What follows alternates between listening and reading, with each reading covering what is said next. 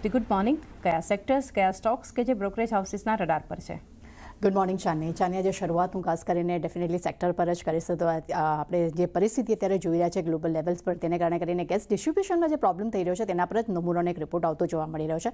અહીંયા તેમનું કહેવું છે કે એમજીએલ અને આઈજીએલનું ખાસ કરીને ઇન્ડસ્ટ્રીયલ એક્સપોઝર ખૂબ જ ઓછું છે, જ્યારે ગુજરાત ગેસનું વધારે છે, જેને કારણે કરીને ગુજરાત ગેસના જે વોલ્યુમ ગ્રોથ પર લગભગ 10% અને એમજીએલ આઈજીએલ પર લગભગ 3% એક નેગેટિવ ઇમ્પેક્ટ જોવા મળી શકે છે. ઓવરઓલ પ્રાઇસ સેન્ટિમેન્ટ ડિમાન્ડ્સ પર એક અહીંયા ઘટાડો જોવા મળી શકે છે. આ કારણસર ગુજરાત ગેસ માટે એક થોડોક વધારે પડતો પણ એક નેગેટિવ રિપોર્ટ અહીંયા કહી શકાય. ત્યારબાદ રિફાઇનર્સ પર નમૂનાનો પણ રિપોર્ટ આવ્યો છે. અહીંયા પણ તેમનું કહેવું છે કે ફ્યુલ ઓઇલ પર હવે ખાસ કરીને રિલાયન્સ, આઈઓસી, બીપીસીએલ, એચપીસીએલ જેવી કંપનીઓ જે છે અહીંયા શિફ્ટ થઈ શકે છે. એનું મેઇન કારણ એ છે કે ઇમ્પોર્ટ ગેસની સરખામણીએ ફ્યુલ ઓઇલ જે છે તે સસ્તું છે, જેને કારણે કરીને આવનારા સમયમાં કંપનીના પરિણામ પર ઓછી અસર જોવા મળી શકે. રિલાયન્સ ઓલરેડી આજે ઘણું જ ફોકસમાં છે અને એક પોઝિટિવ બ્રોકરેજ રિપોર્ટ પણ આપણને જોવા મળી રહ્યો છે. ત્યારબાદ નજર કરશું ગેલ પર. નમૂના તરફથી અહીંયા જે રિપોર્ટ આવે છે થોડોક નેગેટિવ છે. અહીંયા તેમનું કહેવું છે કે ઓરૈયાના પેટ્રોકેમિકલ પ્લાન્ટની સામે ગેસ સપ્લાયનું એક રિસ્ક અહીંયા વધતું જોવા મળી રહ્યું છે, જેને કારણે કરીને આવનારા સમયમાં ફાઇનાન્શિયલ ઇમ્પેક્ટ જોવા મળી શકે છે, પણ તે થોડીક મામૂલી રહી શકે છે. પરંતુ ગેસ ટ્રાન્સમિશન અને માર્કેટિંગથી અર્નિંગ્સની દિશા અહીંયા ક્યાંક ને ક્યાંક આવનારા સમયમાં નક્કી થતી જોવા મળી શકે છે. પણ ગેલ માટે થોડુંક એક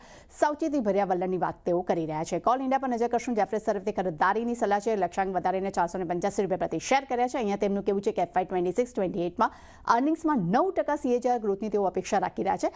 ગરમીને કારણે કરીને વીજળીની ડિમાન્ડ જે છે અહીંયા વધી શકે છે અને ઊંચા ગ્લોબલ કોલ પ્રાઇસથી ઈ ઓક્શનનો સારો સપોર્ટ જે છે તે કોલ ઇન્ડિયાને મળશે. ઓલરેડી આ કાઉન્ટર ખૂબ જ આઉટપરફોર્મ પ્રદર્શન કરી રહ્યું છે અને આજે પોઝિટિવ બ્રોકરેજ રિપોર્ટ પણ જોવા મળી રહ્યા છે. CLSA તરફથી HDFC બેંક, ICICI બેંક માટે આઉટપરફોર્મ રેટિંગના રિપોર્ટ આપણી સમક્ષ આવતા જોવા મળ્યા છે. HDFC બેંક માટે લક્ષ્યાંક તેમને 1200 રૂપિયા પ્રતિ શેર કર્યા છે. અહીંયા તેમનું કહેવું છે કે એક વર્ષમાં સ્ટોકમાં લગભગ 25% ઉછાળો આવી શકે છે. કંપનીનું આઉટલુકમાં સુધારો હોવા છતાં પણ YTD ધોરણે લગભગ કાઉન્ટર જે છે તે 5 થી 15% તૂટી ચૂક્યો છે, પરંતુ હવે LDRની જે ચિંતા છે થોડીક ઓછી થવાની તેમની અપેક્ષા રાખી રહ્યા છે. આ કારણસર અહીંયા પોઝિટિવ બ્રોકરેજ રિપોર્ટ જોવા મળી રહ્યો છે.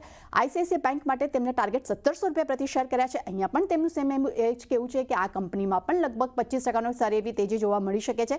એનું કારણ તેઓ કહી રહ્યા છે કે રિટેલ લોન ગ્રોથમાં એક સારી રિકવરીની તેઓ અપેક્ષા રાખી રહ્યા છે અને મજબૂત નવી NPAsના જે ટ્રેન્ડ છે તેમાં અહીંયા એક સારો સુધારો આવી શકે છે અને FY 27માં ક્રેડિટ કોસ્ટ જે છે તે ઓછો થવાની પણ તેઓ અપેક્ષા રાખી રહ્યા છે. ત્યારબાદ છેલ્લે બે ફાર્મા કંપનીઓ પર અલગ અલગ બ્રોકરેજ રિપોર્ટ છે. મોર્ગન સ્ટેનલી તરફથી સિપ્લા માટે અહીંયા અંડરવેટ રેટિંગનો રિપોર્ટ છે. લક્ષ્યાંક 1211 પ્રતિ શેર કર્યા છે. અહીંયા તેમનું કહેવું છે કે યુએસમાં ખાસ કરીને લેન્ટ્રોટાઇટ ઇન્જેક્શન છે તેને રિકોલ કરવામાં નિર્ણય કંપનીએ લીધો છે અને એટલું જ નહીં, ફાર્માથેન્સ રોટોપી યુનિટ છે તેને અહીંયા OAI મળ્યો છે, સર્ટિફિકેટ મળ્યું છે અને અમેરિકાને ફરીથી સપ્લાય કરવામાં જે વિલંબ થઈ શકે છે, જેને કારણે કરીને એક નેગેટિવ ઇમ્પેક્ટ જોવા મળી શકે છે.